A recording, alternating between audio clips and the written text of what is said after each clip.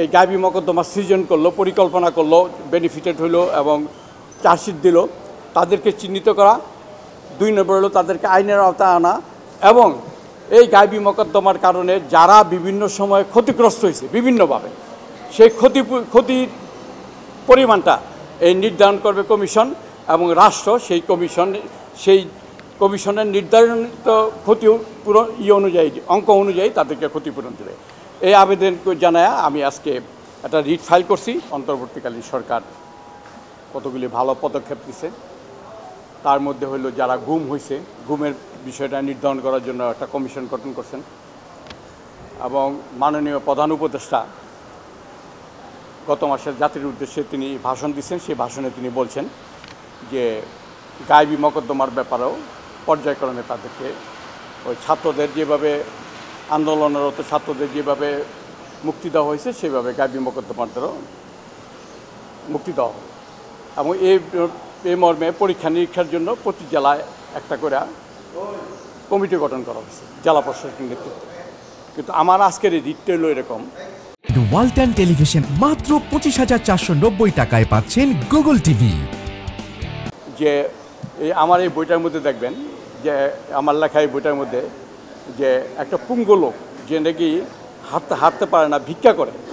এবং তার হাত পা পুঙ্গর, সে ভিক্ষা করে জীবিকা নির্ভর করে, এই লোকেকেও গাইবী মকদ্দমার মধ্যে আসামি করা হয়েছে। তা আমার রিটের সাবমিশনটা হলো যে সরকার হয়তো বা সরকার যেভাবে কমিটমেন্ট করছে গাইবী মকদ্দমাগুলি প্রত্যাহার হবে, কিন্তু আমি বলতে চাই যে নিজেকে ক্ষমতায় অধিষ্ঠিত রাখার জন্য জনগণকে বা বিরোধী দলকে এবং ভিন্ন মতাবলম্বীদের এই রাষ্ট্রীয় যন্ত্র ব্যবহার করে, আইন আদালতকে ব্যবহার করে এইভাবে যাদেরকে গাইবী মকদ্দমা থেকে তাকে হয়রানি করা হয়েছে, যাদের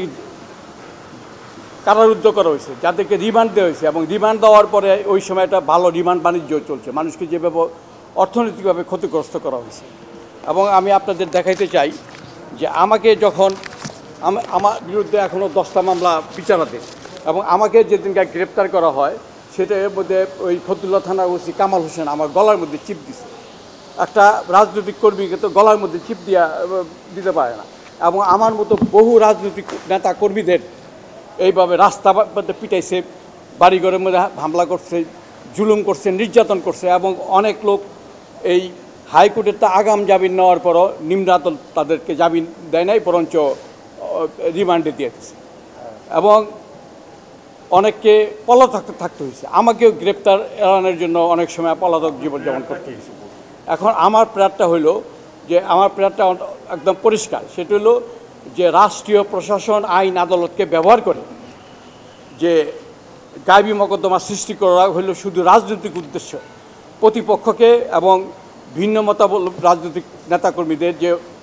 নির্যাতন করার উদ্দেশ্যে যেই গাইবী মকদ্দমা যারা সৃষ্টি করলো,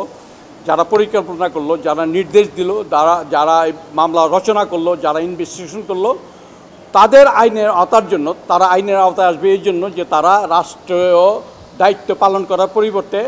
সংবিধানের 21-এর 2 ধারাকে তারা লঙ্ঘন করে জনগণের বিরুদ্ধে অবস্থান নিচ্ছে, মিথ্যার আশ্রয় নেওয়া এই রাষ্ট্রযন্ত্রকে ব্যবহার করছে। তাদেরকে চিহ্নিত করার জন্য একটা কমিশন গঠন করা হোক, বিচার বিভাগীয় কমিশন। এই বিচার বিভাগীয় কমিশনের দায়িত্ব হবে যারা এই গাইবী মকদ্দমা সৃজন করলো, পরিকল্পনা করলো, বেনিফিটেড হইলো এবং চার্জশিট দিল, তাদেরকে চিহ্নিত করা। 2 নম্বর হলো তাদেরকে আইনের আওতায় আনা এবং এই গাইবী মকদ্দমার কারণে যারা বিভিন্ন সময়ে ক্ষতিগ্রস্ত হয়েছে বিভিন্নভাবে, সেই ক্ষতির পরিমাণটা এই নির্ধারণ করবে কমিশন এবং রাষ্ট্র সেই কমিশনের নির্ধারিত ক্ষতি পূরণ অনুযায়ী, অঙ্ক অনুযায়ী তাদেরকে ক্ষতিপূরণ দেবে। এই আবেদন জানায় আমি আজকে একটা রিট ফাইল করছি।